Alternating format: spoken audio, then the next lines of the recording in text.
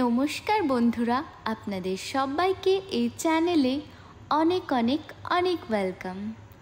আজকে আমি আপনাদের আমার জেঠুর সাথে ঘটে যাওয়া একটি ভয়ঙ্কর সত্য ঘটনা শেয়ার করতে চলেছি।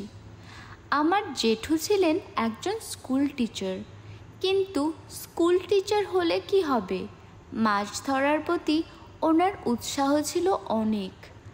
আমাদের গ্রামে একটি বিশাল মাছের পুকুর ছিল, সেখানে অনেক ধরনের মাছ চাষ করা হতো। এত বড় পুকুরে যেহেতু মাছ চাষ করা হতো, একজন পাহারাদার তো লাগবেই। তেমনি এই পুকুরেও একজন পাহারাদার ছিলেন, নাম হলো তেঁতুল বাগদি। তেঁতুল বাগদি আমার জেঠুর একজন বিশ্বস্ত খুব ভালো বন্ধু হয়ে গেল।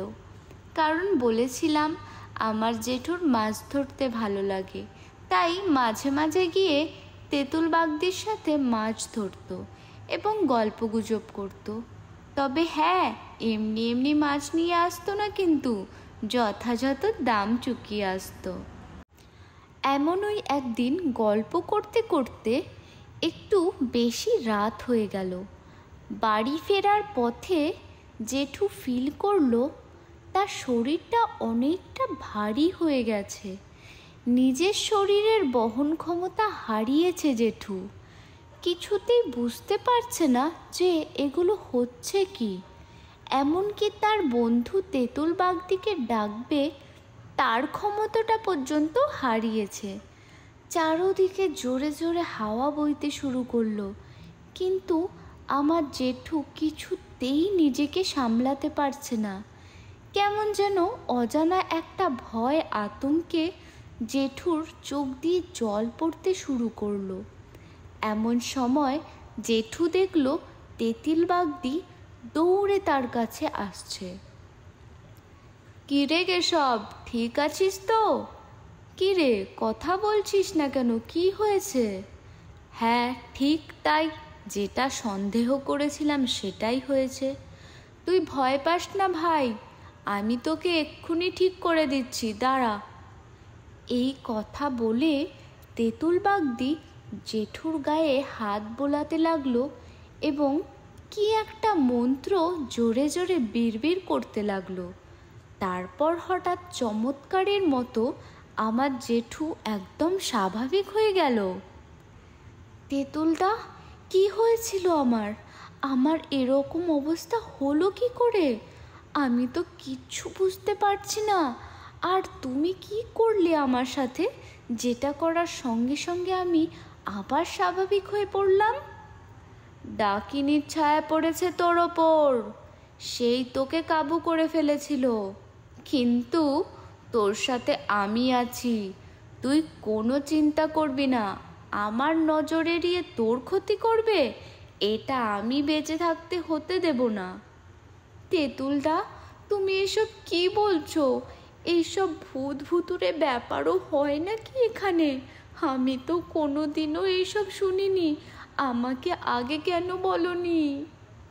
তোকে কি বলবো রে, তুই যদি ভয় পেয়ে যাস সেই কারণেই তো কিছু বলিনি। আমিও তো এখানে একদম একা হয়ে পড়ি, তুই আসিস বলে আমার অনেকটাই টাইম পাস হয়, খুব ভালোভাবেই টাইমটা কেটে যায়। আর বাদ বাকি তোর ক্ষতি তো আমি হতে দেব না। তোর কিছু হলে তোর পাশে তো আমি আছি, সেই নিয়ে তুই কেন ভয় পাচ্ছিস বলতো?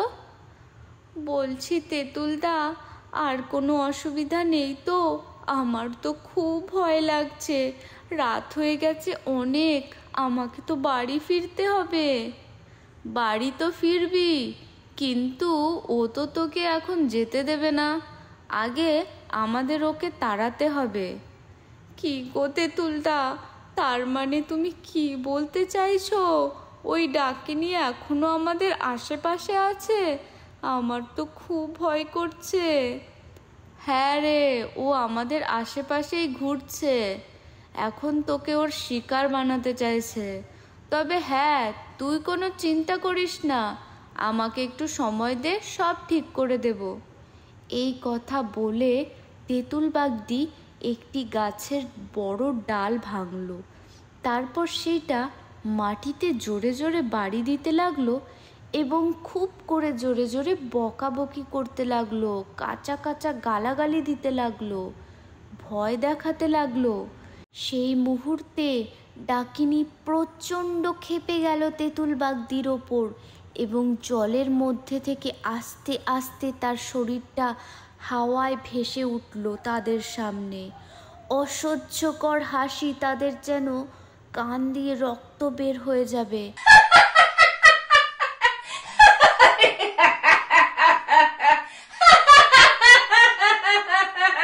তুই আমাকে ভয় দেখাচ্ছিস? আজকে বাগে পেয়েছি ওকে, আমি তো ছাড়বো না।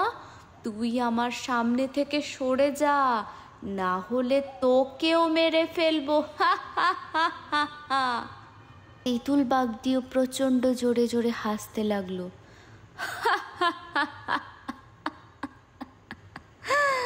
কি, তুই আমাকে ভয় দেখাচ্ছিস? আমাকেও মেরে ফেলবি? আমার ওপর তুই দয়া দেখাচ্ছিস? ভালোই ভালোই চলে যা, না হলে এই পুকুরে ঘুরে ঘুরে যে কটা মাছ খাস সেটাও তোর কপালে জুটবে না। এই তল্লাট থেকেই তাড়িয়ে দেব। আর শোন, আমার গায়ে হাত দেওয়া অত সহজ নয়। আমার পুরো শরীর বন্ধন করা রয়েছে, আর তুই ভাবছিস তুই আমাকে দয়া করছিস? দাঁড়া, যাবি এখান থেকে নাকি আমি তোকে মজা দেখাবো বল? না, আমি যাব না। আমি আমার শিকার ছেড়ে কোথাও যাব না। একে আমার খুব ভালো লেগেছে, আমি একে নিয়ে যাব। তারপর আবার তেঁতুল বাগদি বিড়বিড় করে মন্ত্র পড়তে লাগলো এবং কতগুলো হাতে ধুলো তুলে নিল ডাকিনীর গায়ে, ছুঁড়ে মারলো। আর ডাকিনী ব্যথায় ছটপট করতে লাগলো এবং চিৎকার করতে লাগলো। ভয়ে আতঙ্কে আমার জেঠু জ্ঞান হারানোর অবস্থায় যেমন তেমন করে নিজেকে সামলে রেখেছে। তারপর হঠাৎ সমস্ত হাওয়া থেমে গেল, সব কিছু আবার আগের মতো স্বাভাবিক হয়ে গেল। কোথায় ডাকিনী? কোথায় তখন কে? মনে হচ্ছে এতক্ষণ এখানে যে এত ঝড় উঠেছিল সেগুলোর কোনো অস্তিত্বই নেই। আবার তেঁতুল বাগদি জোরে জোরে হাসতে লাগলো। কে রে, ভয় পেয়েছিস নাকি? ভয় পাস না, আমি আছি তোর পাশে। দেখ, ওকে বের করে দিয়েছি, আর এই তল্লাটে আসতে পারবে না। আমার সাথে বেয়াদবি আজ শিক্ষা দিয়েই ছেড়েছি ওকে। অনেক দিন ধরেও আমার চোখে পড়ছিল, কিন্তু আমি ওকে কিছু করছিলাম না। যে থাক, আজও যা করলো, এখন মনে হচ্ছে আমার আগেই একে তাড়াতে হতো এখান থেকে। তেঁতুলদা, আজকে যা ঘটলো এরপরে আমার মনে হয় আমি আর কোনো দিন এখানে আসতে পারবো না। তুমি আমাকে একটু দয়া করে বাড়িতে দিয়ে এসো।